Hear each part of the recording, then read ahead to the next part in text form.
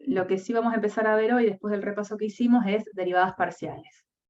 Que es un poco el recorrido que se fue haciendo también para funciones de una variable, donde uno hizo primero todo un análisis de graficarlas, conjunto de imagen, después vimos toda la parte de límite, y bueno, y si voy a eso que hicimos en cálculo 1, lo que continúa de límite es derivada. Entonces, vamos a tratar de, en este contexto de funciones de más de una variable, también hablar de derivadas, solo que ahora no sería correcto hablar de derivadas a secas, así, sino que necesito incorporar alguna palabrita más, que es esta de derivadas parciales. Como tengo varias variables, esas derivadas van a corresponderse con alguna de esas variables. Ahora vamos a entender de qué se trata este proceso. Pero pensemos, creo que más o menos se los había adelantado el martes en clases en la Facu, que a veces uno tiene una función que depende de varias variables en juego. Y a mí a lo mejor me interesa estudiar un proceso de algo en donde de todas las variables a lo mejor dejo una sola que varíe, mientras el resto de las variables que acompañan al proceso las dejo con un valor constante. Entonces, quisiera saber qué pasa con lo que estoy midiendo, con lo que estoy trabajando, cuando solo dejo una variable en ese rol de variable. Y después puede pasar que ese rol lo cambie a otra variable, ¿no? Entonces, específicamente, ¿no? Un ejemplo que podría tener mucho sentido en este contexto es, si yo quisiera, soy un químico, soy alguien que estoy haciendo un experimento y quiero determinar el efecto de un catalizador, lo que un químico podría hacer es repetir ese experimento muchas veces con diferentes cantidades de catalizador, mientras que otras cantidades que participan en el experimento permanecen constantes, como por ejemplo la temperatura y la presión. Y después podría hacer un cambio de juego.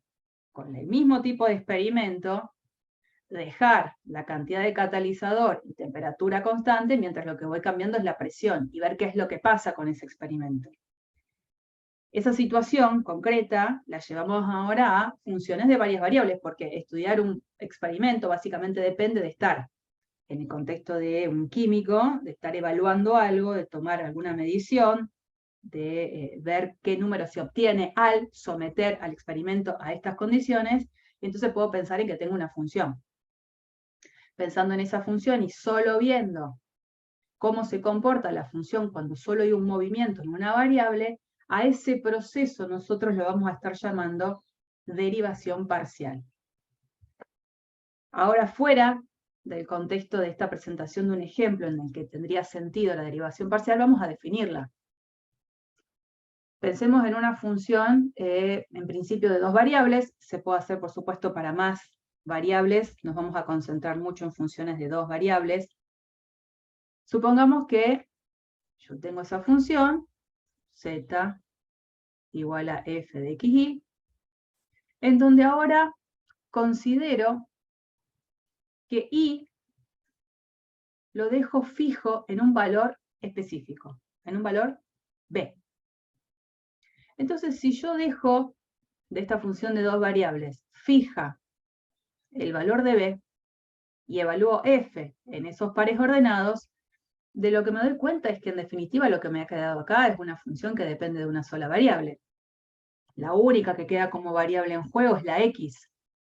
Entonces tiene sentido bautizarla, por ejemplo, con un nuevo nombre, pensando en una función de una variable. ¿Estamos de acuerdo? Una función de dos variables, a una la dejo fija, considero la función en los pares donde la segunda componente queda siempre fija con un valor b, y lo que genero es una función de una variable. Si esa función de una variable, esa función g, tiene derivada en x igual a a, entonces se denomina derivada parcial de la función f respecto a x en el punto AB, y se nota con esta notación, fíjense que es como un subíndice de la f, poner la x, al límite que voy a plantear acá. La derivada parcial de f, evaluada en el punto AB con respecto a x, dijimos va a ser el cálculo de la derivada de la función g en a. G' en a. Como g es una función de una variable, g' en a sabemos muy bien que es el cálculo del límite del cociente incremental. Límite cuando h tiende a 0 de g en a más h menos g en a sobre h. Pero este nombre g, en realidad, es algo que me ayuda, que me colabora un rato, pero la verdad es que yo quiero escribir todo en función de f y no de la g. Entonces digo, bueno, a ver, ¿esto qué es? Límite cuando h tiende a 0 de g de a más h. ¿Qué significa ser g en a más h? Si g de x es evaluar f en el par xb, cuando yo quiera calcular g en a más h, tengo que reemplazar la x por a más h.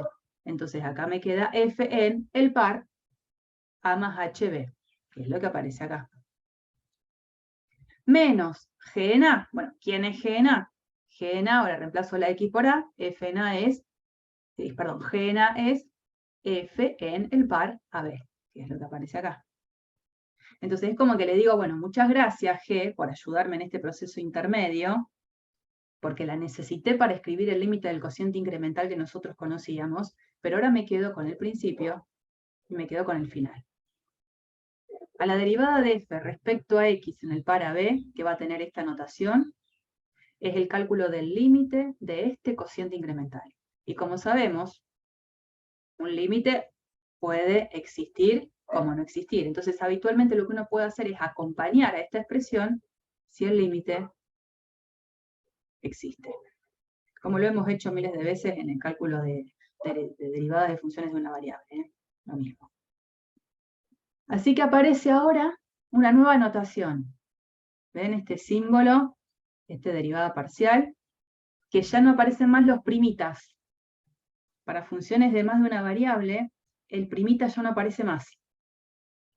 No les voy a negar que hay algunas otras bibliografías, si uno buscara material por internet de algunos otros libros, que como que, ¿vieron cuando uno se pone demasiado, como que tiene toda ropa nueva y se la pone toda junta y no queda tan bien? Bueno, en algunas bibliografías se les pone esta simbología y encima le agregan el primita.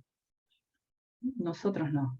Nosotros seguimos una estrategia o una estructura que de alguna manera está dada por el Stewart, que es nuestro libro de cabecera, y no le ponemos el primita cuando estamos derivando funciones de más de una variable.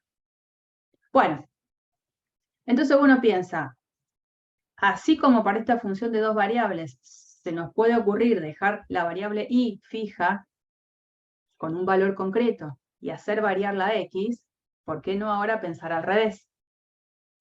¿Por qué no pensar dejar la x con un valor fijo y que sea la y la que varía? Entonces, haciendo ese proceso, lo que aparece es otra derivada parcial, ¿no? Si yo dejo a x con un valor fijo, x igual a a, la expresión f en el par a, y, termina dependiendo solo de la y. Por lo tanto, ¿por qué no tengo el derecho de bautizar a esa nueva función con una g mayúscula de y? Podría haber sido el nombre que quiera, menos la f, ¿no? G mayúscula de y. Si esa función g mayúscula, esta, tiene derivada en y igual a b, función g mayúscula es de una variable, a ese número lo vamos a denominar derivada parcial de f respecto a y, ahora, acá cambió, porque la variable es y, en el par b. La notación es muy parecida a la anterior, nada más que ahora como subíndice, en vez de aparecer la x, aparece la y, dándole a entender al lector que quien estoy considerando como variable es la y. Y entonces, bueno, paso por este proceso intermedio en donde la g mayúscula me ayuda un ratito, en donde la derivada parcial de f respecto a y en el par b, según lo que está definido acá, es la derivada de g mayúscula en b, g' en b. De nuevo como antes. ¿Cómo calculo la derivada de una función de una variable en un punto? Haciendo el límite del cociente incremental para esa función g en el puntito b. Y acá es donde me interesa. Si esa g mayúscula no era más que nombrar a esta expresión, voy a querer escribir todo en función de la f. Entonces, G mayúscula en B más H, vengo acá, en el lugar de la I, y tengo que reemplazarlo por B más H. Entonces eso se transforma en F en el par A, B más H. Menos G mayúscula en B. G mayúscula en B es F en el par AB. Por supuesto, como antes, si el límite existe. Entonces aprendimos que para una función de dos variables, al menos hasta ahora, lo poco que hemos visto, existen dos derivadas parciales. La derivada parcial de f respecto a x en el par B, la derivada parcial de f con respecto a y en el par B. Y cuando veo esta parte, tengo que tener mucho cuidado cuando me lo aprenda, ¿no? Fíjense que todo se escribe en función de la f, que es una función de dos variables. Y dependiendo en qué derivada parcial estoy, es el más h a dónde va a estar. Si es la derivada parcial de f con respecto a x, el más h va a estar en lo que es la primera coordenada del punto. Si es la derivada parcial de f respecto a y, el más h va a estar en lo que es la segunda coordenada del punto. Y este límite que queda planteado acá es un límite en una variable. Es límite cuando h tiende a 0. Por lo tanto, cuando el límite ya es de una variable, todas las estrategias que yo conocía de cálculo 1, y por ejemplo, L'Hopital, podría aplicarlo. Total, estoy en un límite de una variable. No existe L'Hopital para funciones de dos variables. L'Hopital siempre es para funciones de una variable, que acá podría hacerlo, si tengo la necesidad, ¿no? Bueno, ¿estamos hasta ahí? Ustedes me van parando, ¿no? Límite de un Una cociente. pregunta. Sí. Esto de acá sería como hacer la derivada de la curva que se genera por intersectar la superficie con un plano perpendicular al XY, ¿no? Sí, eso es lo que vamos a ver ahora, la interpretación geométrica. Sí, sí, sí. Bueno, Sí, sí, perdón. sí. Viene. Previo a eso, que es la interpretación geométrica, que es lo que siempre acompaña una derivada, ustedes ya saben, cuando nosotros vimos en aquel momento el concepto de derivada en cálculo 1, calculábamos primero f' en x0, f' en un numerito. Pero después lo que vino es la función derivada, f' de x. Que atrás de todo eso vino todas las leyes y las reglas de derivación. Bueno, entonces vamos a hacer ese mismo proceso. Vamos a pensar ahora en las funciones derivadas parciales. ¿Qué es lo único que cambia? Que en vez de poner el par AB, lo que voy a poner es un par XY. Entonces el límite del cociente incremental es copiar y pegar lo anterior, pero en vez de poner AB, pongo XY. Entonces la expresión con la que me voy a encontrar es un límite donde la variable del límite es h, y donde cuando yo calcule el límite, lo que voy a obtener es algo que depende de x y de y. ¿Estamos? Ahora vamos a ver un ejemplo. Supongamos que... supongamos nada. Las notaciones, perdón. No son las únicas formas de escribir derivada parcial. Esta es como bastante sencilla, me parece que es bien práctica. Pero también existen otras expresiones que se pueden usar para denominar o para notar a las derivadas parciales. Vieron que cuando nosotros evaluamos f' de x, una notación también era esto, ¿no? Con diferenciales. ¿Se acuerdan de eso? O también así, diferencial de y o de diferencial de x. Era la notación de Leibniz para hacer la notación de la derivada. Bueno, en funciones de más de una variable, fíjense que la notación que se usa es casi muy parecida. En vez de poner la D de diferencial, se toma esta letra, que no es que tenga un nombre, a veces se le dice una D dibujada, no llega a ser una D, como un rulito. Chan. Derivada parcial de f respecto a x. Derivada parcial de f respecto a y. Cuando la función sea de una variable, sí tiene sentido poner la d de diferencial. Esto es una notación. Y es cierto que como las variables tienen un orden, en un par ordenado la cosa es ordenada, y la primera variable se llama x y la segunda variable se llama y, también en algunas bibliografías, no va a ser el caso del Stewart, en algunas bibliografías se usa esta notación para las derivadas parciales. Se las comento, pero no va a ser la que va a aparecer en el Stewart. Los ejercicios no van a aparecer esas notaciones, sí van a aparecer cualquiera de estas anteriores. ¿Cómo se hace para derivar parcialmente? Bueno, todo lo que yo ya vi para cálculo de derivada en funciones de una variable, lo voy a capitalizar. O sea, no es que tengo que volver a empezar con todo. Hay una forma muy simple, que a lo mejor al principio puede costar, pero como todo, cuando ustedes empezaron a derivar al principio les habrá costado un montón, y después uno hace un clic y de alguna manera deriva mucho más rápido de lo que lo había hecho al principio un mes atrás, pensando en cálculo 1. Para derivar parcialmente una función de dos variables, por ejemplo, si yo quiero determinar la derivada parcial de f respecto a x, estoy dando a entender que a la que estoy considerando como variable es a la x. A la y la dejo constante. Entonces eso es lo que pienso al momento de derivar. Aplico todas las reglas de derivación que conozco a la función que tengo adelante, pero considerando todo el tiempo en mi cabeza que la y es fijo, es un número, una constante. Ahora lo vemos. La derivada parcial de f con respecto a y, cambio el chip y vuelvo a la ley de la función, y ahora como la que va a ser considerada como variable es la y, tengo que pensar que la x es una constante. Entonces derivo como si la única variable en juego fuese la y, aplicando todas las reglas de derivación que conozco, todas. Entonces, bueno, vamos a meternos en un ejemplo concreto, que es lo que a veces cuesta un poquito. Les va a costar, en serio,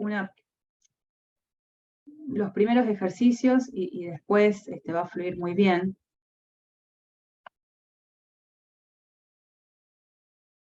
Vamos a tratar de encontrar las derivadas parciales de esa función.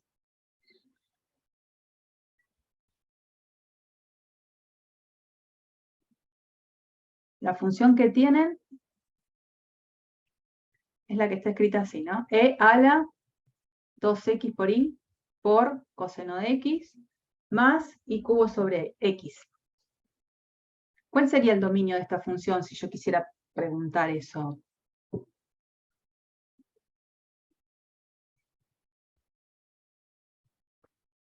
Los reales, reales 2 al cuadrado. Sí. Ahí medio como lo fuiste acomodando. R2, pero todo R2. Menos el eje y sería. Claro. No puedo permitir que esta función se valorice en pares ordenados donde la x vale a 0.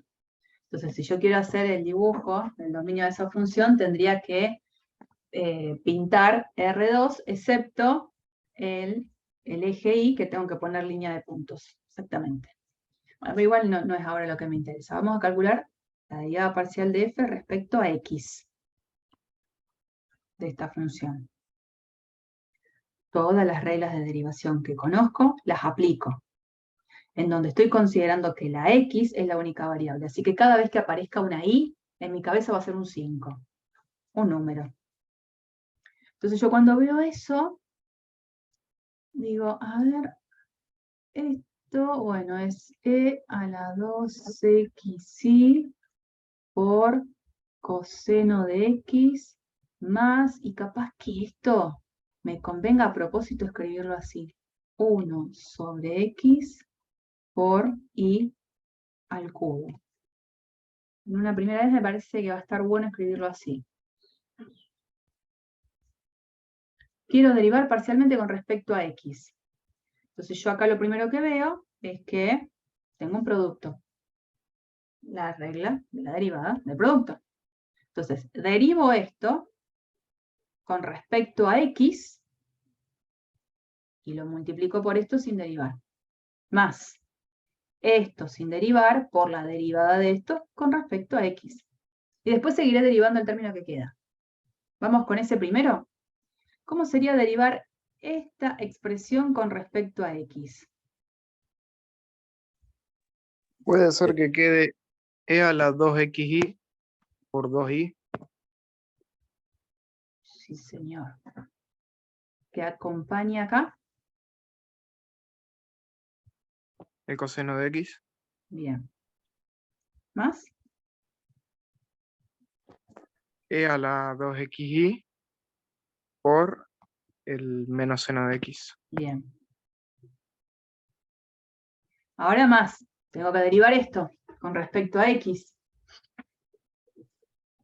Menos 3y, no, menos y al cubo sobre x cuadrado. Bien. Acá lo que veo es que si bien hay un producto, de nuevo, esta parte, la de y cubo, es una constante. La pienso como una constante. Entonces, como cualquier otra constante, la constante queda y acompaña a la derivada de aquella expresión que depende de x. Como decías vos, menos 1 sobre x al cuadrado. Y ahí tengo la primera derivada parcial. ¿Algún problema? ¿Alguien no entendió algo de esto? Es el momento. Vamos con la otra derivada parcial.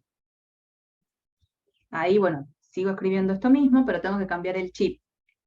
Ahora, la x para mí es una constante y la y es la variable. Y hago lo mismo que hice antes. Acá veo un producto, donde yo voy a derivar con respecto a y. Todo lo que dependa de x solo va a ser una constante. ¿Cómo derivo este primer término en esta suma con respecto a y? E a la 2xy por 2x por coseno de x. ¿Y algo más? Y no quedaría ahí. El otro es Quedaría ahí. función de x nomás. Exactamente. Esto lo tomo como una constante que acompaña y derivo esto nada más con respecto a y.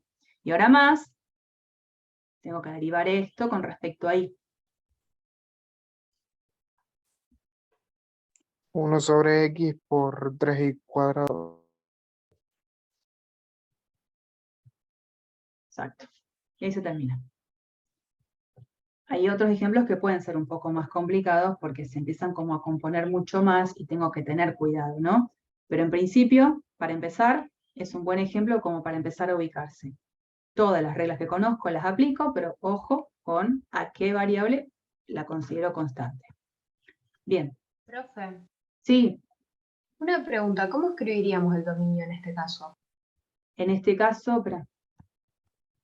¿Acá? Era todos los R2 menos... Bueno, el dominio de la F. Sí, sí. El dominio de la F, vos vas a decir que es el conjunto de todos los pares en R2, tales que X sea distinto de 0. Bien. Así lo escribirías. Y después, bueno, el dibujito que decíamos hace un Sí. rato. Acá, bueno, linita de puntos. Se me fue el lápiz y se me iba aquí. Linita, linita, linita, linita, linita, linita. Pinto acá, este es el eje X, este es el eje Y. Así. Perfecto. Gracias. Bueno, vamos a continuar.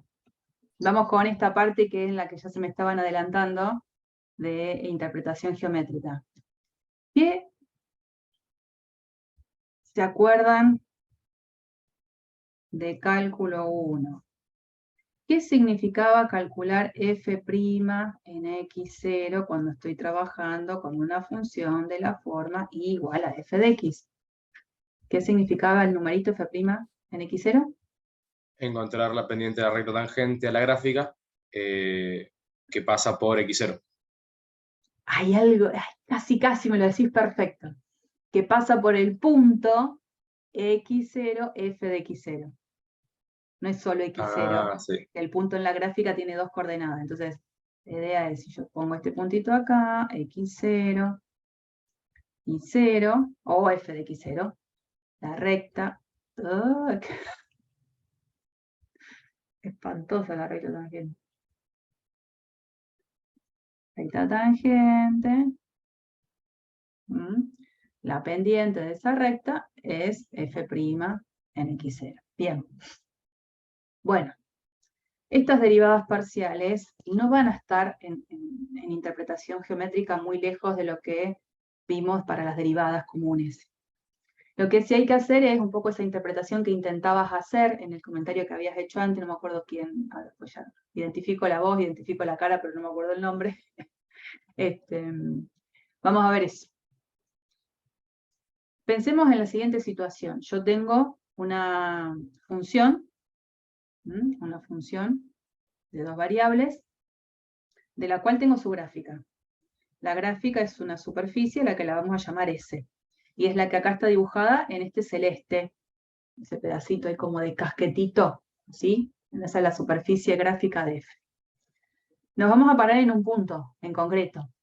Este puntito de coordenadas ABC, estamos pensando que si ese punto está en la superficie gráfica, el par AB sería el correspondiente al dominio de la función y ese numerito C es el que cumple el rol del valor de la imagen, lo que nosotros sabemos como puntos en una gráfica, ¿no? Entonces, cuando nosotros al principio de esta presentación dijimos, al presentar las derivadas parciales, vamos a considerar primero que el y se mantenga fijo y hacemos variar la x, digo, ¿por qué eso no lo interpreto en un gráfico? En un gráfico en el espacio. Que la y en el espacio se mantenga con el valor b constante, estamos hablando de un plano, el plano y igual b, que sería un plano proyectante sobre el plano XY y que estaría pasando por acá. Acá tengo b, entonces este plano, allá, este plano, sería el plano I igual B. Que junto con la superficie en el momento de encuentro, se van a encontrar en una curva, en la intersección. Esta curva, que es la que estamos llamando C1. Entonces, como curva C1 se obtiene de la intersección entre la superficie gráfica de la función que tiene justamente esa ecuación y la superficie planteada por este plano. Entonces, C1 es la traza de S en el plano igual B. De la misma manera, ahora lo que podemos hacer es considerar la presentación de esa otra G mayúscula. La G mayúscula planteaba que yo considerara puntos en donde la X siempre se mantiene con un valor constante, en este caso X igual a A. Si hago eso, digo, en el espacio, X igual a A, de nuevo es un plano. Un plano acá, ¿no? De la forma X igual a A. Acá arriba. Arriba. ¿No? Este plano, con la superficie, se va a cortar en una curva, que es esta, que es la que nosotros llamaríamos C2, que es la que está acá. C2 es la traza, entonces, de la superficie gráfica de la función sobre el plano X igual a A. Entendiendo eso, digo, a ver, C1, que es esta curva, en definitiva, si yo a este B lo pongo acá, en definitiva no es más que la gráfica de esta función, de la función G. En ese plano, ¿no? Porque estamos en el espacio, entonces, bueno, sobre el plano I igual B, C1 es la gráfica de esta función, de la función G. De existir el límite del cociente incremental G' en A, dijimos G' en A, lo vamos a bautizar con esta notación. Pero que en definitiva, de existir, sabemos muy bien por interpretación recordada de cálculo 1, que G' en A coincide con lo que sería la pendiente de la recta tangente a la gráfica de esa curva en ese punto en el que me estoy parando. O sea que la derivada parcial de f con respecto a x en el par AB sigue siendo un número que representa la pendiente de una recta. ¿Qué sería esa recta? Tangente a la curva traza de S en el plano I igual a B. La curva que surge de intersectar la superficie gráfica de la función con el plano I igual a B. Y de la misma manera, si voy a C2, que es la curva que teníamos acá, si esta es C2, C2 surgió de hacer esta intersección entre la superficie gráfica de la función y el plano X igual a A. Si ese X igual a A lo pongo acá, lo que me queda es esta función. Por lo tanto, sobre el plano X igual a A, la gráfica de esta curva coincide con la gráfica de la función G mayúscula. Si existe G' en B, que lo bautizamos derivada parcial de f con respecto a I, ese numerito G' en B sabemos que es la pendiente de la recta tangente a la curva C2 en este puntito en el cual me estoy parando. O sea que la otra derivada parcial también representa la pendiente de una recta tangente a una curva que ahora sale de nuevo intersectar la superficie gráfica de la función, pero con otro tipo de plano proyectante, con el plano X igual a A. Conclusión de la historia. Las derivadas parciales siguen representando pendientes de rectas tangentes, pero a curvas que las tengo que individualizar un poquito más. Tengo que decir cómo se generan esas curvas. Pero se mantiene, en esencia, el significado de derivada de cálculo 1 en esto que son derivadas parciales. Vamos a ver un ejemplo de un cálculo un poco particular. Acá empiezan a aparecer cosas raras. Raro, diría. Bueno, sí.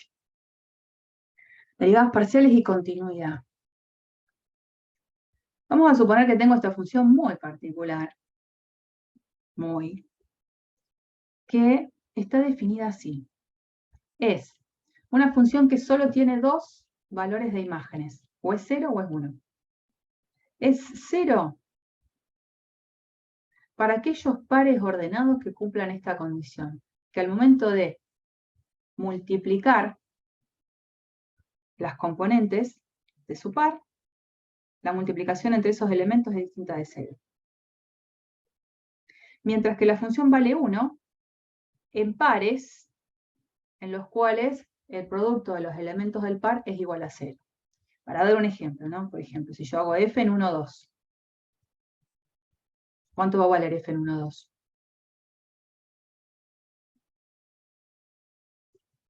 0. 0. Porque cuando yo hago el producto de los elementos del par, que es 1 por 2, es 2, cumple la condición de ser distinto de 0, entonces la regla que le asigna a la imagen es esta, 0. A ver un punto sobre el cual la función valga 0, valga 1. 0, 0. Por ejemplo. Otro. 0, 1. Claro. La idea es que, obviamente, en los pares siempre haya una componente que sea nula para que la función pueda valer el número 1, ¿no? Entonces la gráfica es como bastante particular. La gráfica, fíjense cómo se hace. Para todo par que se encuentre sobre los ejes coordenados, va a ser un par que seguro tiene una componente nula. Entonces, para todos los elementos que estén en el eje X o en el eje Y, la función va a valer 1, porque todos los puntos sobre el eje X o sobre el eje Y van a cumplir esta condición. Mientras que para el resto, que van a estar conformados por pares ordenados donde ninguna componente es nula, van a cumplir esta condición y la función va a valer 0. Entonces la gráfica está pintadita acá en celeste, es rara, ¿no? Tiene todos estos rectángulos, en realidad sectores que tienen que ver con los cuadrantes, y la función en los ejes X e Y vale siempre 1. Ahí tendríamos entonces una visualización de su gráfica. Una vez que interpreté cómo es que se comporta esta función, porque a veces cuesta, hay algunas cositas que me pide hacer, ¿no? La primera me dice, encuentra el límite de f cuando los pares x y tienden al origen a lo largo de la curva y igual a x. Quiero acercarme al origen, pero a lo largo de la curva y igual a x. Si yo me paro en el plano XY, la curva y igual a x sería una curva que viene acá, a 45 grados, ¿no? Ahí, se acercan los puntitos cada vez más al origen. Y en ese caso tendría que ver a qué tiende la función. Entonces, como lo hemos hecho en la clase pasada, cuando yo quiero decir que los pares XY se acercan al 0, 0 por la recta y igual a x, yo lo dejo en claro y después evalúo f en esos pares. Como son pares donde y es igual a x, los pares pueden ser xx. Me estoy acercando al origen, no estoy en el origen. Entonces, para cualquier x distinto de 0, que sería estar en esta recta, excepto en el origen, no me paro en el origen, este par cumpliría la condición de que el producto de los elementos del par va a ser distinto de 0. Entonces la función en todos esos pares va a ser 0. Por lo tanto, cuando yo quiera calcular el límite, cuando x tiende a 0, de la función solamente restringida a mirarla sobre esa recta, me va a dar 0.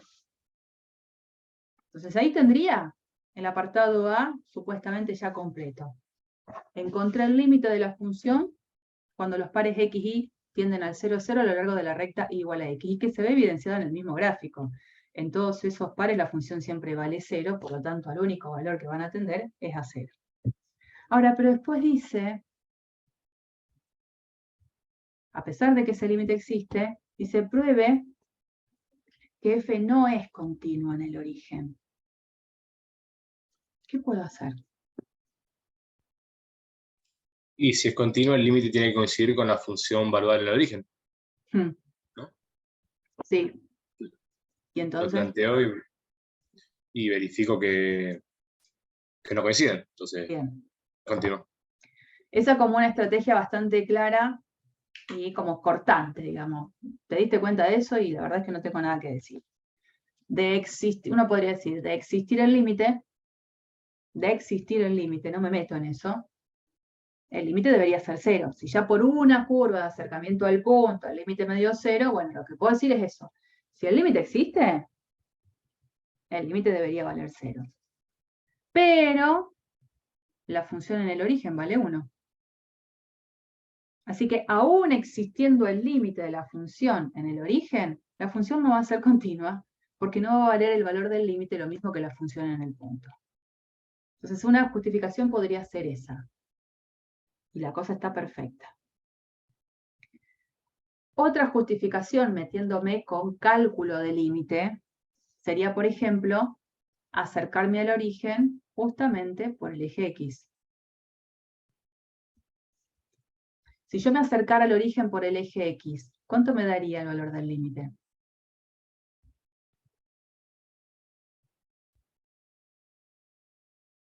Cero. No. 1.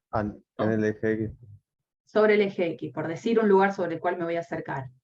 Si yo tomo pares XY que se acercan al origen, pero por el eje X, tendría que estar valorizando la función en pares de la forma X, 0. Y estos pares cumplen la condición de que el producto de los elementos del par valen 0 todos, entonces la función siempre vale 1. Por lo tanto, cuando calcule el límite, cuando x tiende a 0, de la función en pares de la forma x0, ese límite vale 1. Hay dos curvas de acercamiento al punto, donde en una curva el límite da 0, en otra curva el límite da 1, y lo que uno puede decir es que no existe el límite de la función cuando los pares x, y tienden al 0, 0. Entonces, de ahí digo, no existe el límite, no tengo más nada que decir. Mirá si voy a andar viendo si es continuo. Ya está, no existe el límite, tampoco se cumple una de las condiciones importantes. También podría haber sido esa otra alternativa. Cualquiera de las dos que elija, puedo decir que la función continua en el origen no es Pero sin embargo, me pide el apartado C que demuestre que las derivadas parciales en el origen sí existen. La función no era continua en el origen, pero las derivadas parciales sí existen. Lo voy a cerrar y lo voy a volver a abrir para que no se me ponga súper lento.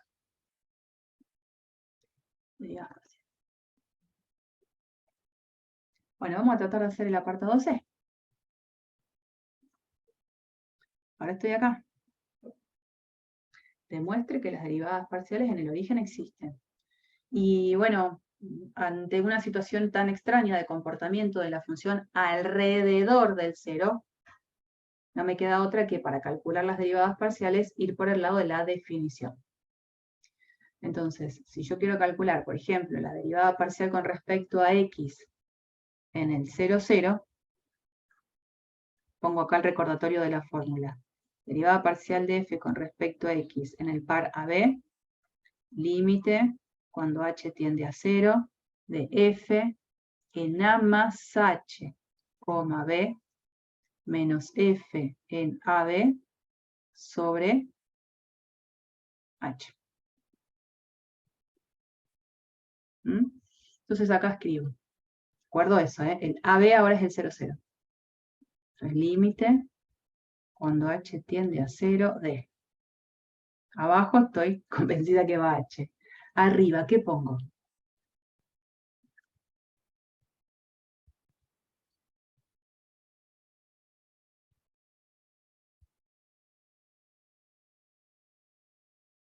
F en 0 más h, 0,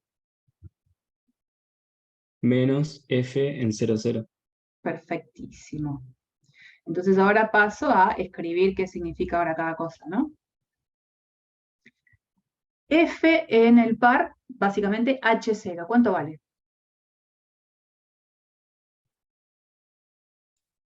Y vale 1.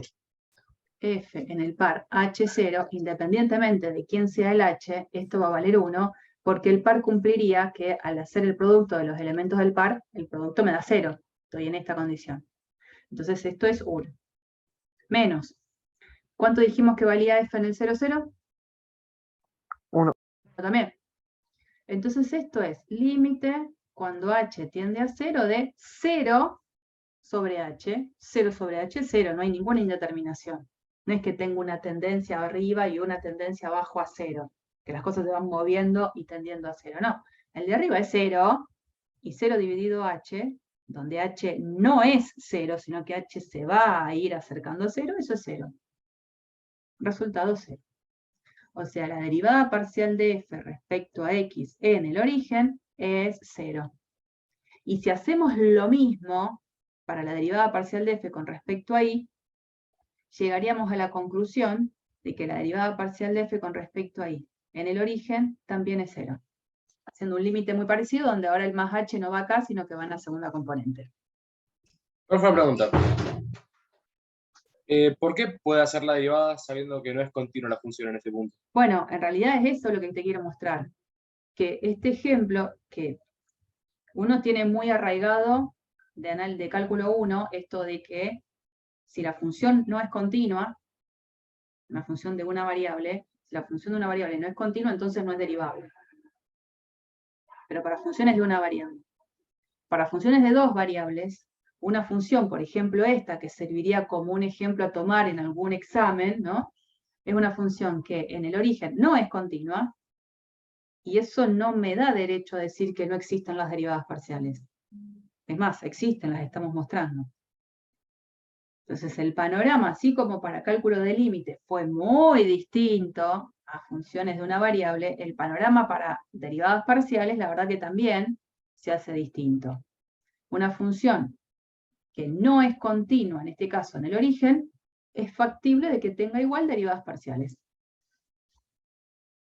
Derivadas parciales. ¿Estamos? Así que lo que sabíamos de cálculo 1, al menos en ese tipo de interpretación, queda en cálculo 1.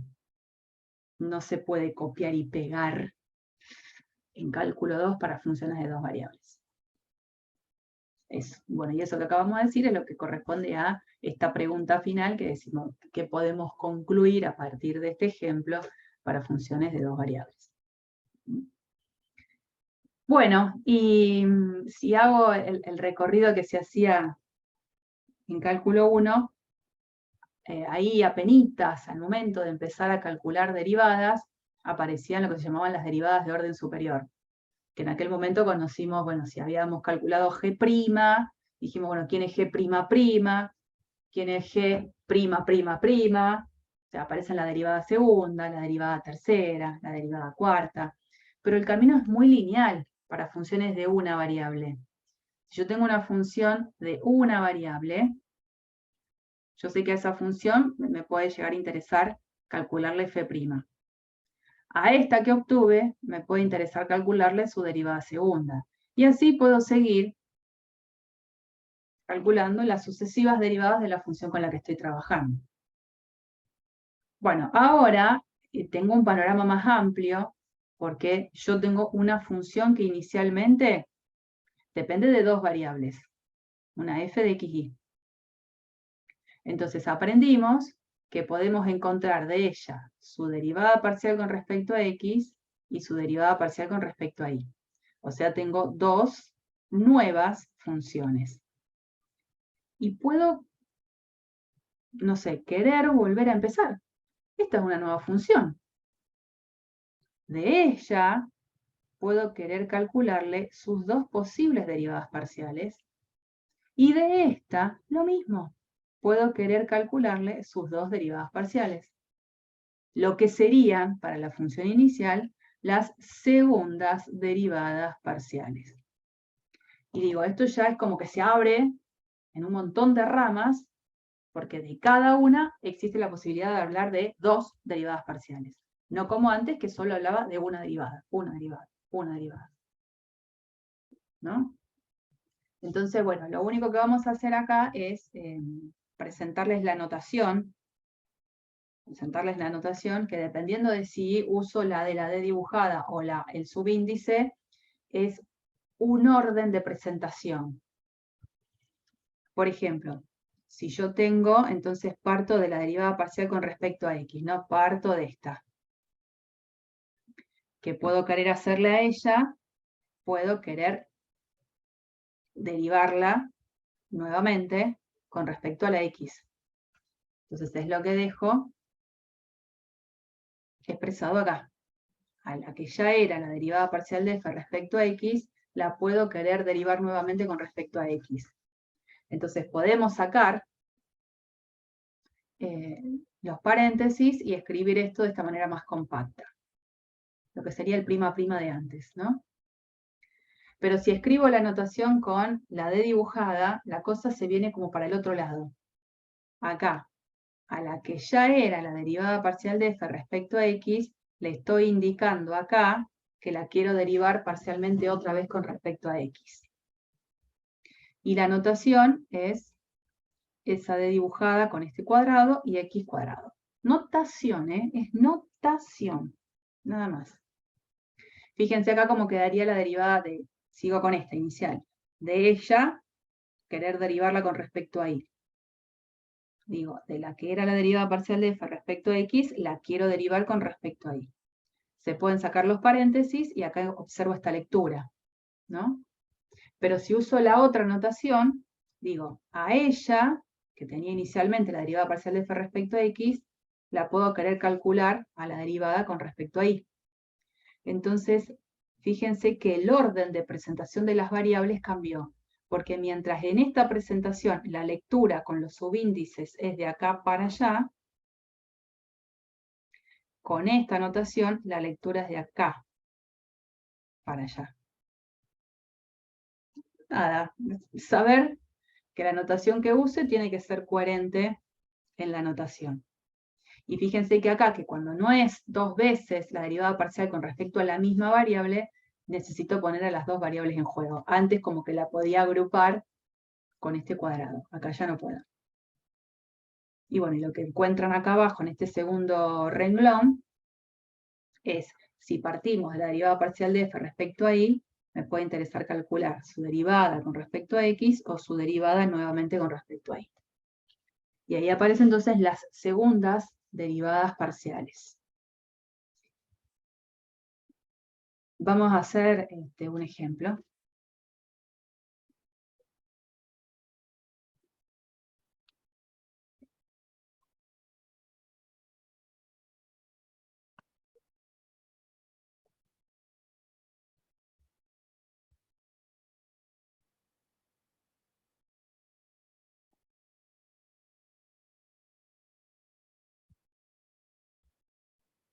Vamos a calcular las segundas derivadas parciales.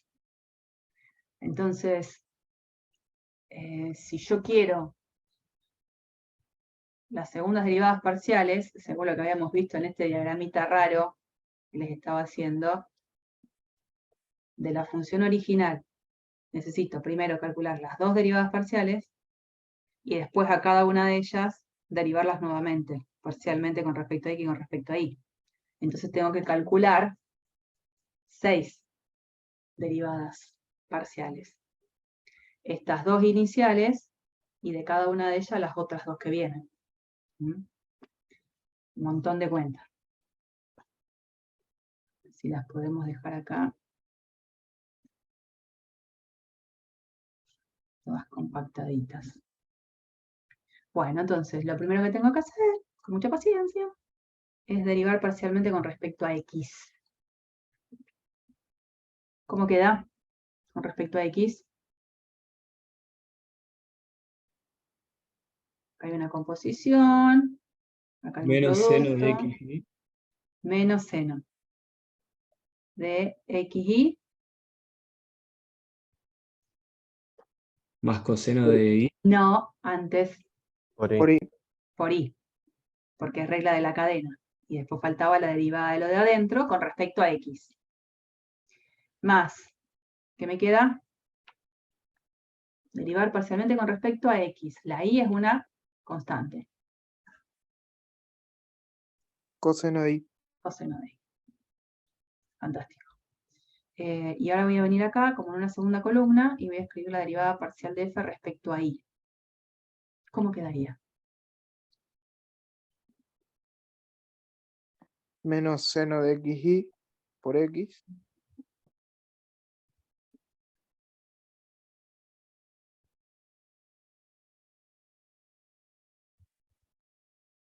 ¿Y ahora? Más x por menos seno de y. Bien, entonces al menos lo pongo acá. Si hay alguien que se va perdiendo, me para. Es la instancia para hacerlo. Ya tengo las dos primeras. Ahora tengo que hacer de cada una de ellas las otras dos. Entonces vamos a hacer la derivada parcial de f respecto a x y respecto a x nuevamente. Entonces parto de esta ley. Derivarla con respecto a x. ¿Cómo queda?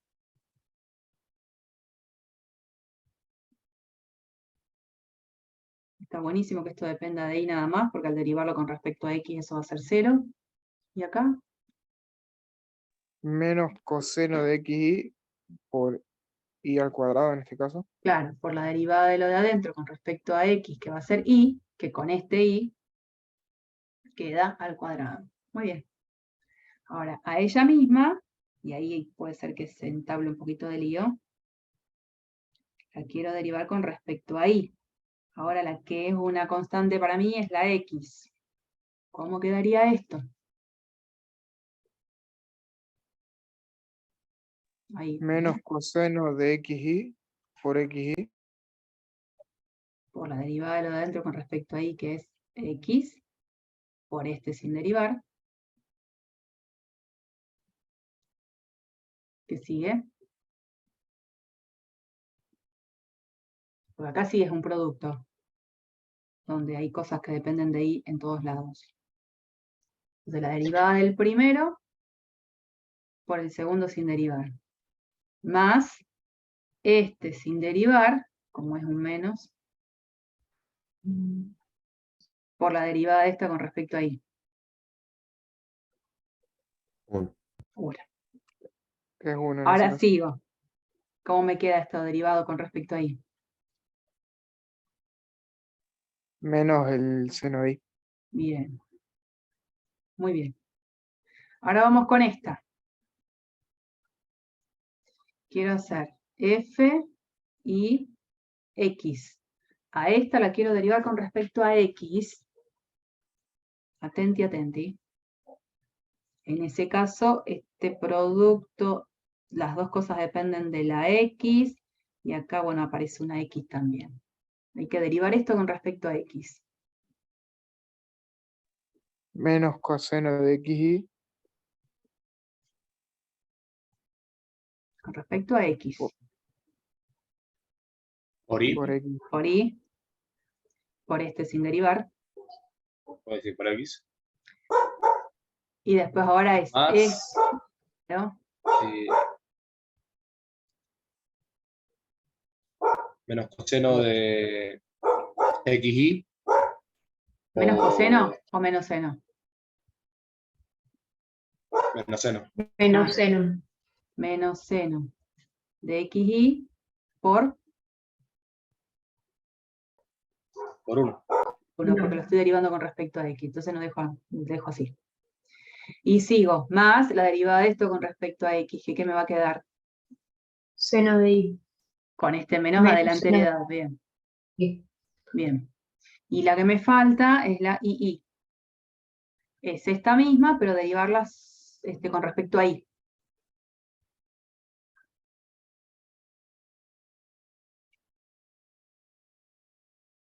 ¿Cómo quedan? Con respecto a y. Menos coseno Menos coseno de xy por x por cuadrado. x cuadrado. ¿Qué sigue?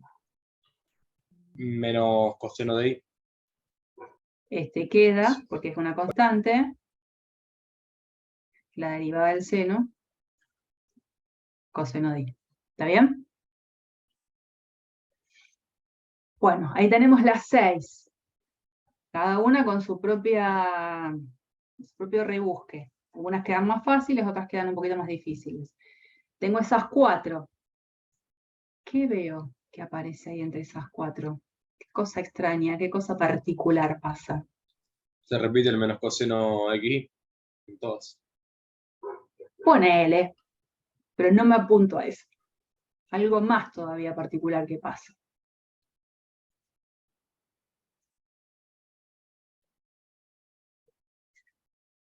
Que las X, la fxy y la fyx son iguales. Sí, tenemos poca cosa eso, ¿no? La idea es que estas dos me han quedado iguales. Si las comparo, salvo esto que acá dice xy y acá dice ix, lo mismo. Y estuvo bien que quedaran iguales. Porque es esperable que eso suceda. No siempre, digamos, bajo ciertas condiciones, que esta función cumple las condiciones, va a pasar que lo que se llaman esas segundas derivadas parciales cruzadas, porque hay un orden que ha cambiado, bajo esas condiciones esas cruzadas tienen que ser iguales. Y eso es lo que vamos a encontrar en el teoremita que sigue al ejemplo, que es el teorema de Clairaut. El teorema de Clairaut justamente me dice eso.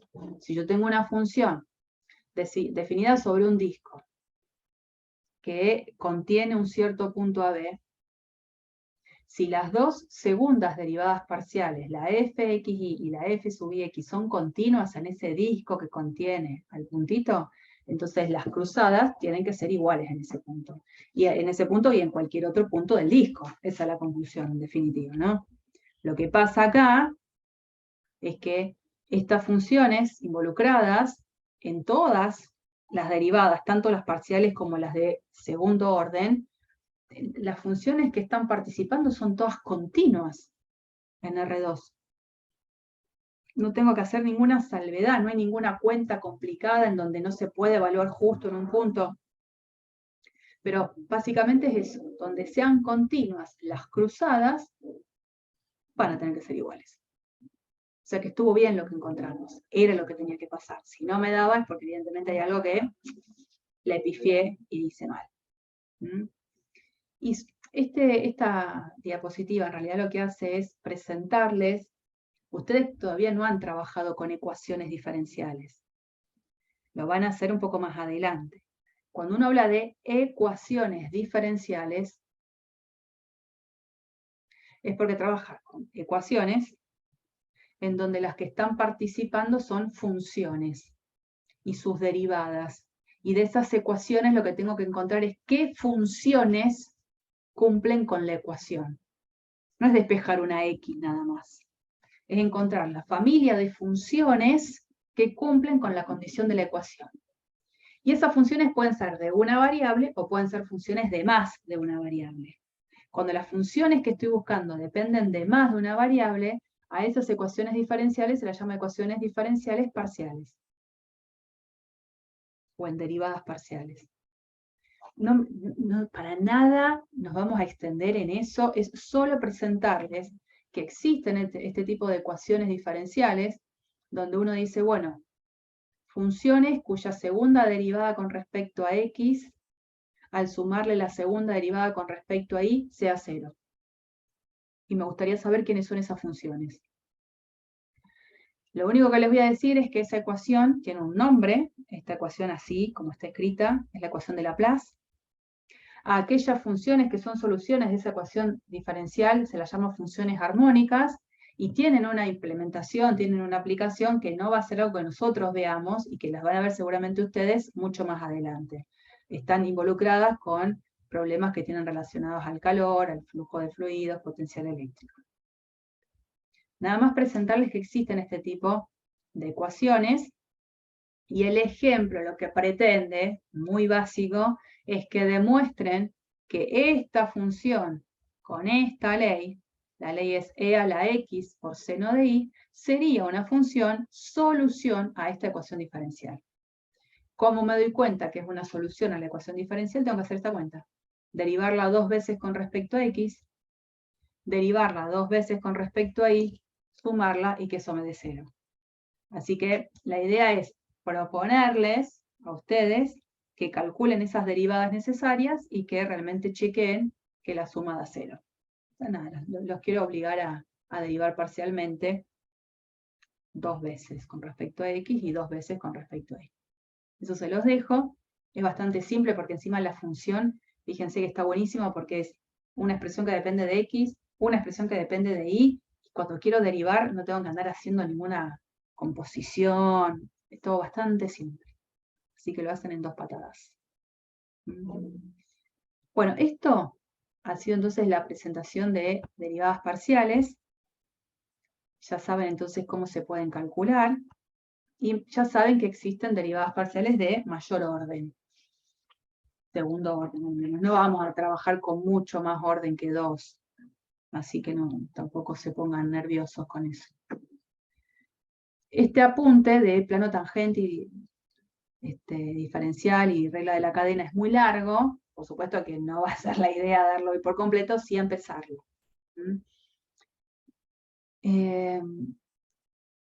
Cuando nosotros veíamos en cálculo 1 el concepto de derivada, que tenía que ver con el límite del cociente incremental, lo que venía a posterior era encontrar la ecuación de la recta tangente, ¿no? Entonces la recta tangente uno la escribía como f en x0 más f' en x0 por x menos x0. Quería encontrar esa recta tangente. Bueno, ahora que estamos en el espacio, vamos a necesitar calcular planos tangentes. ¿Por qué? Porque antes la función, al ser de una variable, su gráfica era una curva. Entonces, en el mundo plano, en R2 de esa curva, lo que tenía sentido era que yo calcule la recta tangente a esa curva. Ahora pensemos que todo se amplió en una dimensión más. Estoy trabajando con funciones de 2 variables, donde las gráficas ya no son curvas, las gráficas son superficies. Y cuando me paro en un punto de la superficie, lo que me puede llegar a interesar a mí ahora es, en vez de hablar de recta tangente, lo que me va a interesar es calcular plano tangente. Estamos llevando esto a una dimensión más. Lo que sí, el tema es que la superficie con la que voy a estar trabajando sea una superficie amigable, en el sentido de que no tenga problemas como estos, como antes en las funciones no tenía que haber un punto anguloso para hablar de recta tangente. Bueno, en las superficies le vamos a pedir que con la superficie que estemos trabajando no aparezcan, no aparezcan este tipo de situaciones. Un doblez, una esquina o un pico. No van a aparecer estas superficies, pero para que tengan una idea de que también hay cosas que le vamos a tener que pedir como condiciones a la superficie gráfica para poder hablar después de lo que se llama plano tangente.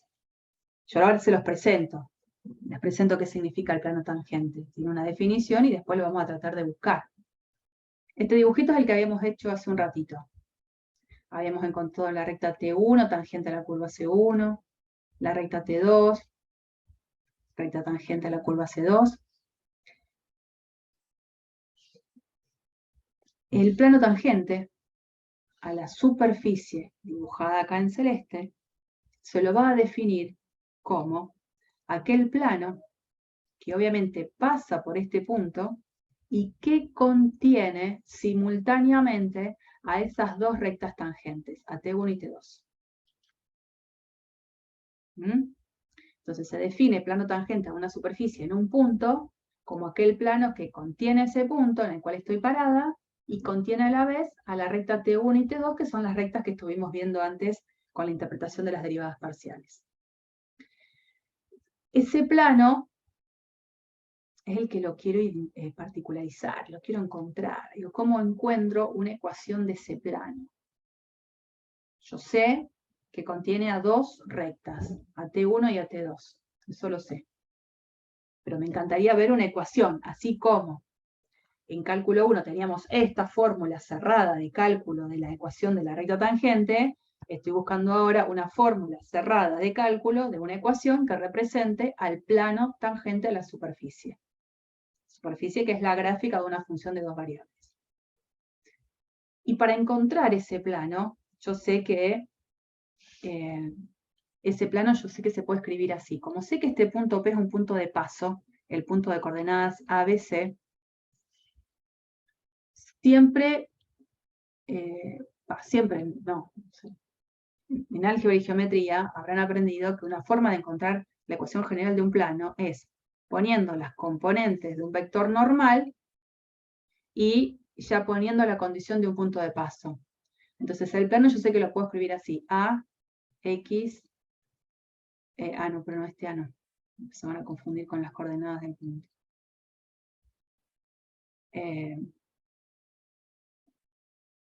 Número por X menos A, más número por I menos B, más número por Z menos C igual 0. Donde estoy pensando que el vector formado por M, N, me parece que ese tampoco le voy a poner porque ese es justo la forma del nombre de la superficie. P tampoco, vamos a ponerle Q, hasta ahora no apareció, o R, RR. M, N, R son las componentes del vector normal, y el punto P de paso es el de coordenadas ABC. ¿Se acuerdan que existía esta forma de escribir el plano ya de lleno con las dos condiciones que conozco? Vector normal y punto de paso. ¿Se acordaban de eso o no? Sí, sí. Bien. Este plano que estoy buscando, seguro, no es vertical. No es proyectante sobre el plano XY. Porque de ser proyectante sobre el plano XY, es porque tuvo que haber sido alguna de estas rectas, o T1 o T2, perpendicular al plano XY. Y como estamos partiendo de la base de que las derivadas parciales existen porque están estas rectas tangentes que se pueden calcular, esa situación de plano tangente perpendicular al XY no va a aparecer. un plano proyectante sobre el XY no voy a tener. Es decir, que va a ser un plano que seguro no es paralelo al eje Z, porque ser proyectante sobre el plano XY es ser paralelo al eje Z. ¿A dónde voy con todo esto? Que el plano que estoy buscando, al no ser seguro paralelo al eje Z, este coeficiente seguro 0 no es. Es decir, ese coeficiente seguro es distinto de 0. Entonces yo esta ecuación la puedo como acomodar un poco a mi gusto. Yo podría dejar esta expresión de este lado, estas dos, dejarla del lado de la derecha,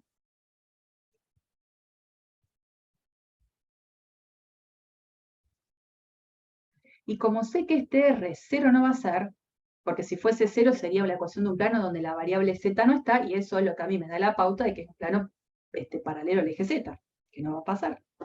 Como este numerito seguro no es 0, puedo dividir a ambos lados por ese numerito. Entonces me queda z menos c igual a menos m sobre r por x menos a menos n sobre r por i menos b. A esto, tantas veces en álgebra lo habrán hecho, lo renombro y lo llamo a mayúscula, y a esto lo renombro y lo llamo b mayúscula. Entonces, estoy buscando un plano que seguro se escribe de esta forma. Z menos C igual a número por X menos A más número por I menos B. Y a esos números, a propósito, ahora los bautizo A mayúscula, B mayúscula. Todo eso es lo que justifica justamente esto, que lo digo así rápido. El plano tangente dado no es vertical, por lo tanto se puede escribir de esta manera. Todo lo anterior, un poco justificar el por qué ahora yo escribo lo que escribo acá, ¿no? Entonces digo, ¿quiénes son justamente estas constantes A y B? Me encantaría saber quiénes son para poder dar después la ecuación del plano. Y lo que vamos a hacer es ir por ese lado, ver cómo se puede encontrar el A mayúscula y el B mayúscula. No nos olvidemos de algo. Por ejemplo, este plano, que es el que estamos definiendo plano tangente, contiene simultáneamente a la recta T1 y a la recta T2. Pero también había un plano que contenía a la recta T1. Era el plano, que si yo hago acá, a esto lo llamo B, era el plano, bueno, ahí justo no va a quedar tan lindo. El plano I igual a B. igual a B. Así, así, así, así. Esta recta también está en ese plano. O sea que si esta recta está en el plano tangente y también está en ese plano tan particular, ustedes saben, una recta la puedo dar como intersección de dos planos. Entonces la recta T1 va a surgir de hacer la intersección entre el plano tangente y la recta y el plano X, el plano I igual B. ¿No? La recta tangente, entonces esta T1, la pienso como la intersección entre el plano que busco, que todavía no sé bien quién es, que no sé que se disfraza de esta manera, y el plano I igual B. La otra recta, la T2, también está en el plano tangente que estoy buscando, y también estaba en lo que sería el plano X igual a. Este plano estaba acá. O sea, esta recta simultáneamente está en dos planos, que son los que nosotros marcamos acá. En el plano tangente otra vez, y este plano. Entonces, bueno, vamos a concentrarnos acá. Vamos a concentrarnos acá. Cuando yo tengo un sistema de ecuaciones, y justo una de estas ecuaciones es tan simple, I igual B, habitualmente nosotros ¿qué hacemos? Lo reemplazamos en la ecuación de arriba, pero no lo dejamos de poner abajo. Porque si yo paso a tener una sola ecuación, estoy cambiando el conjunto con el que estoy trabajando. El conjunto T1 son los puntos que están en una recta, surgieron de intersectar estos dos planos. Entonces yo puedo usar que Y es igual a B en la ecuación de arriba, pero no me quedo con esa sola ecuación. Sigo arrastrando las dos. Y lo que tengo acá es básicamente sobre el plano Y igual B, la ecuación de una recta, donde X es la variable independiente, donde Z es la variable dependiente, y donde A, escrita de esta manera, representa a qué número de esa recta.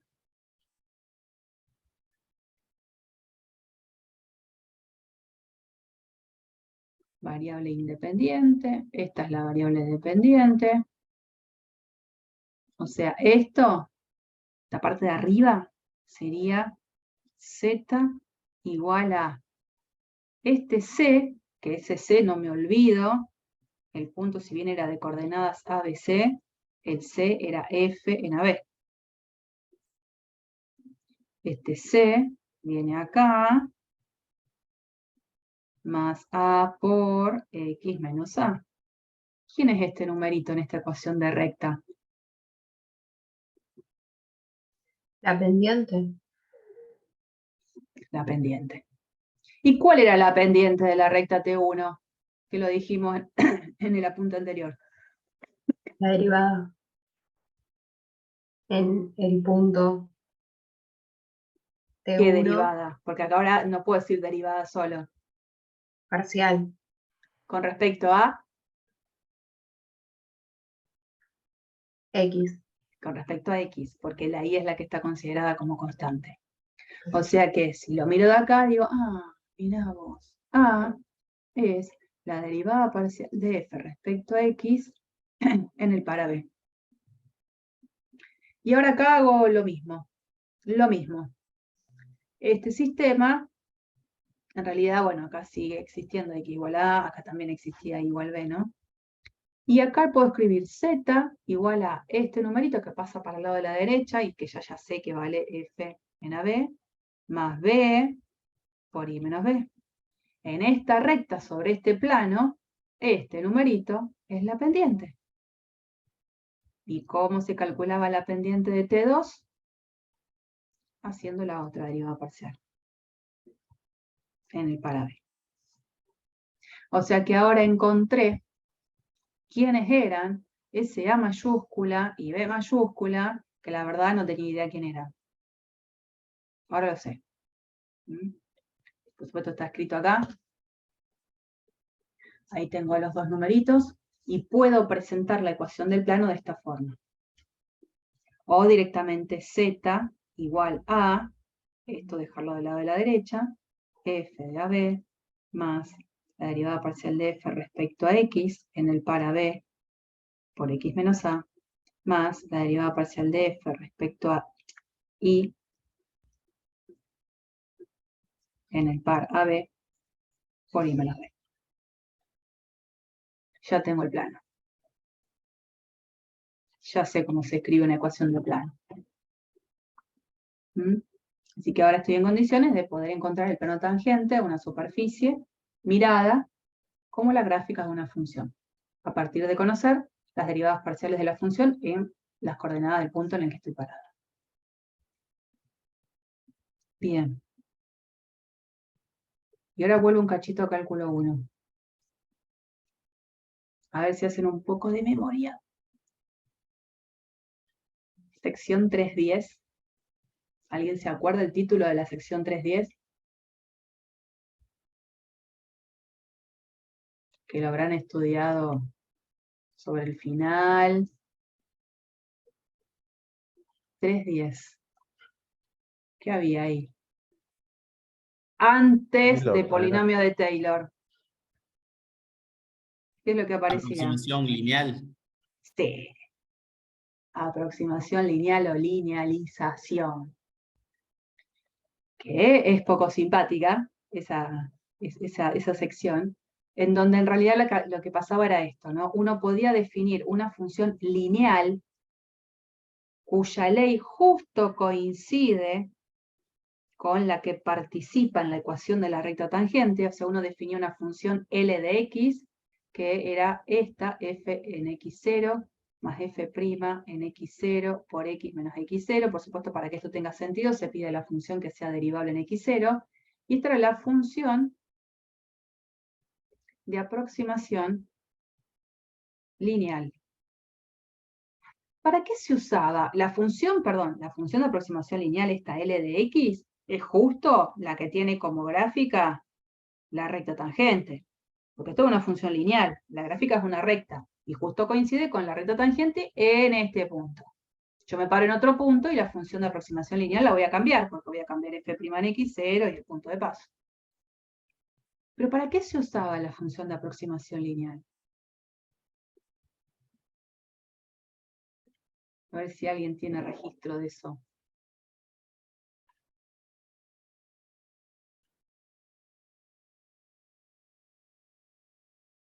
Ops.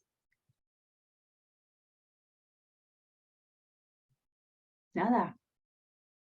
Nulo, nulo. Leandro, ¿no te acordás? Sí, Mejor no.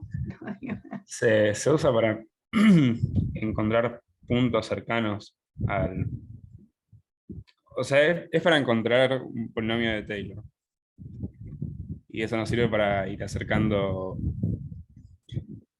gráficas que son muy complicadas de trabajar, facilitarla, digamos. Hay una idea.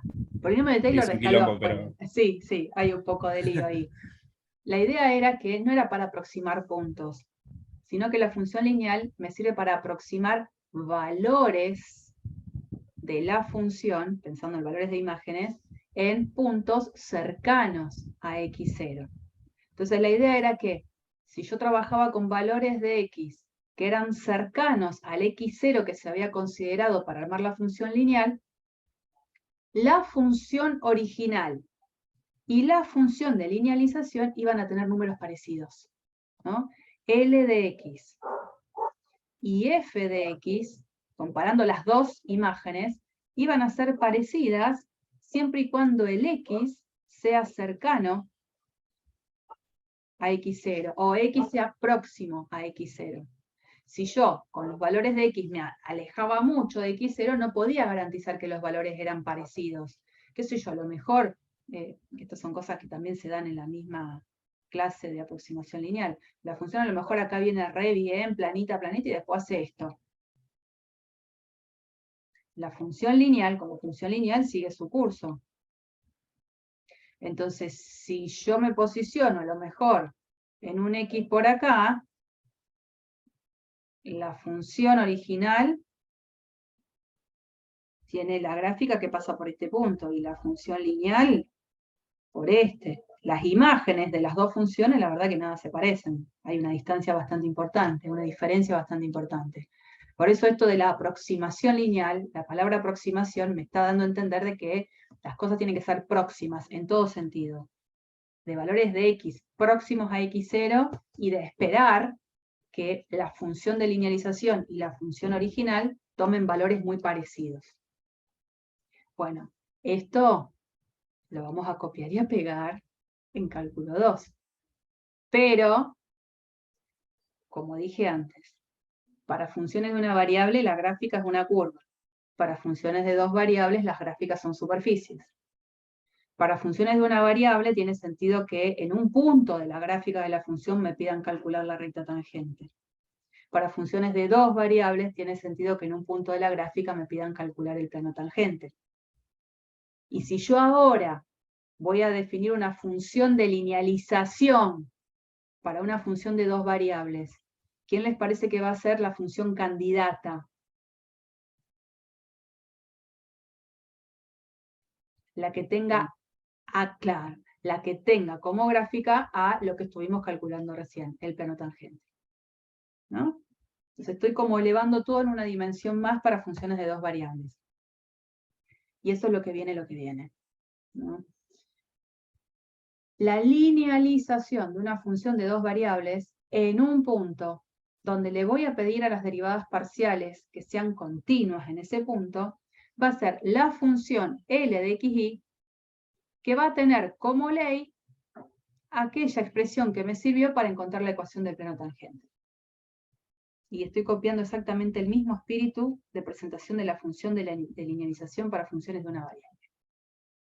Entonces, lo esperable, obviamente, es que la función evaluada en XY y la función de aproximación lineal evaluada en XY sean números parecidos, por supuesto, cuando los pares XY sean próximos o cercanos al par AB.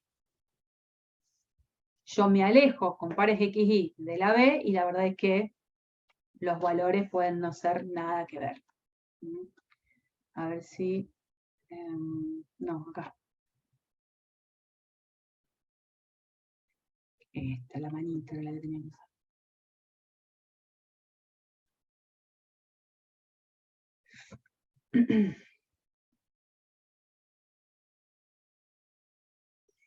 Esto es la gráfica de una función que tiene como ley, esto que la gráfica es un paraboloide, ¿no?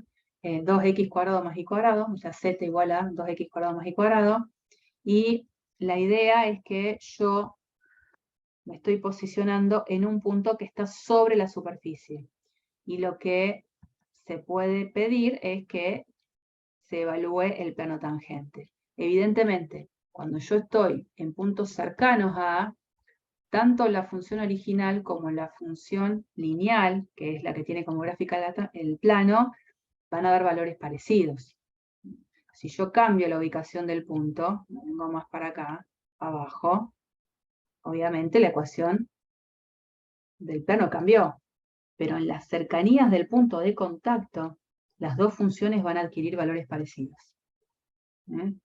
Si yo me voy para atrás, yo por ahí atrás, también cambia la expresión del plano tangente, pero ahí tienen un punto en contacto y son valores parecidos.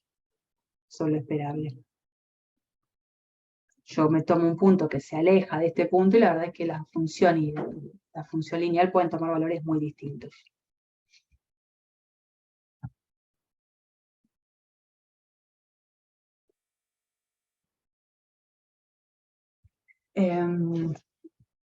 Bueno, acá aparece el hecho de decir cuándo algo es una buena aproximación. Esto es recordar análisis 1 de nuevo, ¿no? Ya, dentro de un ratito ya corto, no se preocupen. Esto es análisis 1, cálculo 1, para recordar. Que una función sea diferenciable en A era lo mismo a que sea derivable. Eran sinónimos.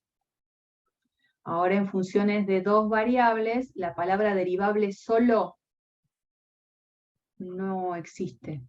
Siempre es derivada parcial. La palabra derivada sola no.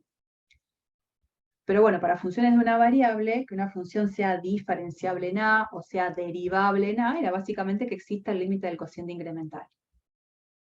Cociente incremental que se podía escribir con el h tendiendo a 0 o con el x tendiendo a A. Eran esas dos presentaciones del cálculo del límite. Entonces fíjense lo que uno puede hacer, cambiar un poquito la presentación. Esto es un número, f' en A. Entonces yo podría, ¿por qué no pensar en, a propósito, escribir f' en A como el resultado de este límite? Total, esto es una constante. Límite cuando x tiende a cualquier número de una constante es la propia constante. No voy a elegir cualquier número, la tendencia de la x a propósito va a ser a. Entonces, esta parte es la que estamos camuflando de esta forma. Y en vez de tener la igualdad de los dos límites, dejo todo, por ejemplo, del lado de la izquierda, para calcular el límite de una resta, que ahora va a ser 0, ya que esto lo dejé todo del lado de la izquierda, queda el 0. Y esta resta saco como un denominador. Saco x menos a como un denominador. Al hacerlo, x menos a dividido de x menos a es esto, esta parte. Menos x menos a dividido 1, x menos a. Por el de arriba, x menos a por f' de a.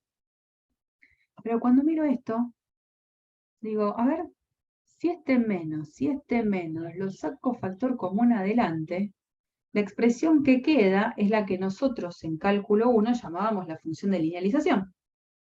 La función en a más f' en a por x menos a. Por lo tanto, que la función sea diferenciable en a, función de una variable, me permite decir que la función de linealización realmente es una buena aproximación de la función en la cercanía del punto. ¿Por qué? Porque tengo que el límite de esta fracción, donde el numerador tiende a 0 y el denominador tiende a 0 en la tendencia de a, para decir que todo esto tiene límite 0, es porque evidentemente en esta indeterminación que tenía, la que se llevó todo, la que terminó ganando, con mucha fuerza, es la tendencia a 0 del numerador. Los dos tienden a 0, pero si esto hubiese tendido a 0 mucho más rápido y tomaba fuerza, este límite no me estaría dando 0. Entonces yo sé que este límite da 0 en un caso indeterminado. La única forma es que este numerador realmente haya tendido a 0 con mayor contundencia y mayor rapidez con que tiende a 0 este denominador. Y eso me indica que f de x menos L de x es el que es muy próximo a 0 cuando x tiende a A. Dicho de otra manera, f de x realmente es próximo a L de x cuando x tiende a A.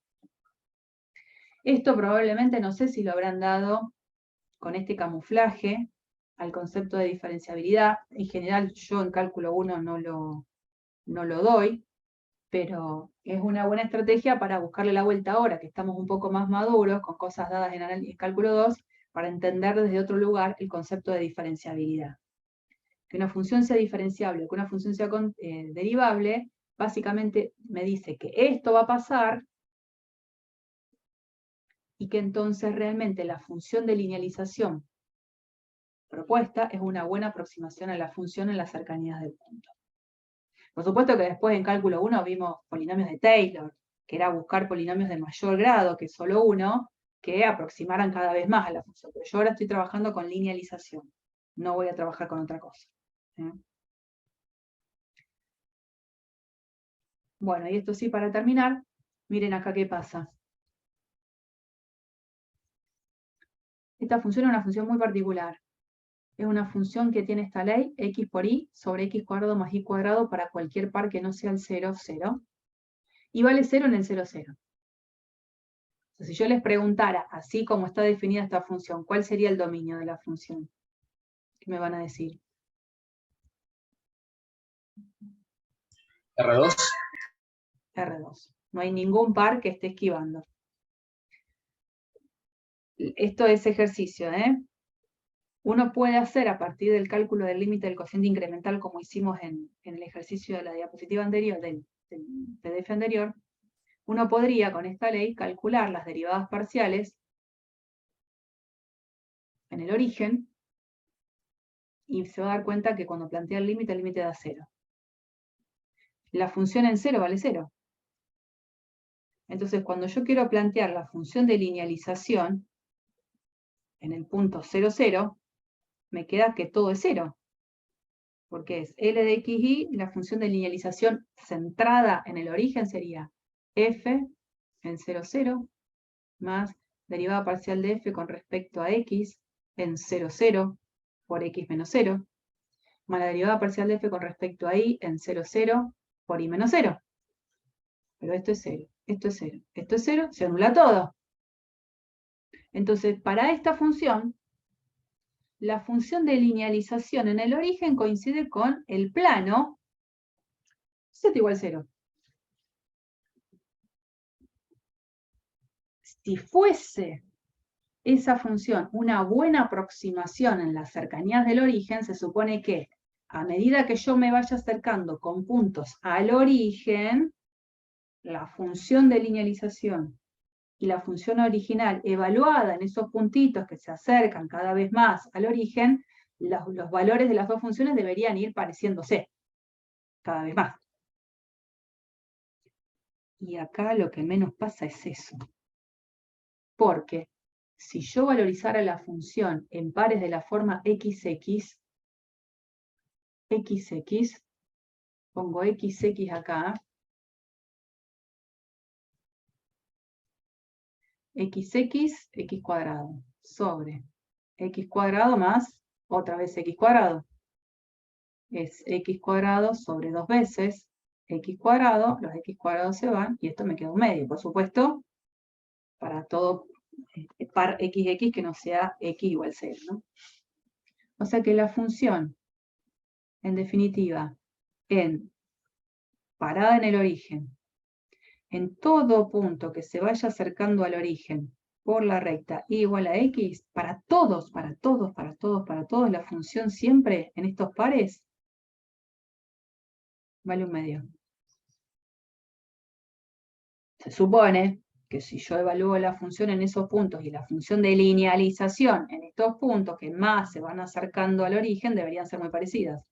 Y es como que las dos son muy tercas. La función en estos puntos siempre se mantiene en un valor un medio y la función de linealización se mantiene con el único valor que tiene, que es 0. Siempre. Entonces, evidentemente, este plano así generado no es realmente una buena aproximación a la función en las cercanías del origen. El problema está acá en que, bueno, obviamente la función no tiene derivadas parciales continuas en el punto, hay un problema, y lo que vamos a definir ¿no? hoy es qué significa que una función de dos variables sea diferenciable. Eso lo dejamos entonces para la próxima, vamos a empezar desde ahí. Evidentemente, ser diferenciable para una función de dos variables debe tener una definición que tiene que ser más contundente. Tiene que de alguna manera imitar a la definición que estábamos analizando acá de diferenciabilidad para funciones de una variable. Así que bueno, es recordar esto y les dejo entonces para la semana que viene el presentar las derivadas, el concepto de diferenciabilidad. Y ya que está esto, también lo usamos la semana que viene a modo de repaso de las cosas que pasan en cálculo 2 con funciones de dos variables y las que pasan para cálculo 1 con funciones de una variable, y que hay cosas que la verdad son totalmente distintas. Bien.